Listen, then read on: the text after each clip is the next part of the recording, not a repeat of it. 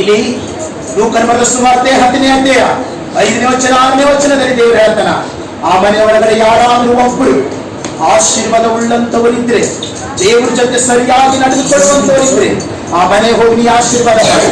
ಆ ಮನೆಯಲ್ಲಿರುವಂತವರೆಲ್ಲರೂ ಕೂಡ ಏನಾಯ್ತಾರೆ? ಆಶೀರ್ವಾದ ಹೊಂದುತ್ತಾರೆ. ಕೈಗಳನ್ನ ತಟ್ಟಿ ನಾವು ದೇವರ ಸ್ತೋತ್ರ ಮಾಡೋಣ, ದೇವರ ಸ್ತೋತ್ರ ಮಾಡೋಣ. ಮೊದಲು ನೀ ರಕ್ಷಣೆ ಹೊಂದು, ಆಮೇಲೆ ನಿನ್ನ ಮನೆಯಲ್ಲಿರುವವರೆಲ್ಲರೂ ಕೂಡ ರಕ್ಷಣೆ ಹೊಂದುತ್ತಾರೆ. ನಿನ್ನ ಮೂಲಕ ನೀವು ಒಂದೇ ಒಂದು ದೀಪ ಹಚ್ಕೊಂಡು ಆ ಮನೆ ಒಳಗೆ ಹೋದಂತಂದ್ರೆ ಆ ಮನೆ ಒಳಗಡೆ ಕತ್ತಲೇ ಇರಲ್ಲ. ಎಲ್ಲರಿಗೂ ದೇವರು ದೀಪವನ್ನು ಅಂಟಿಸ್ತಾನೆ.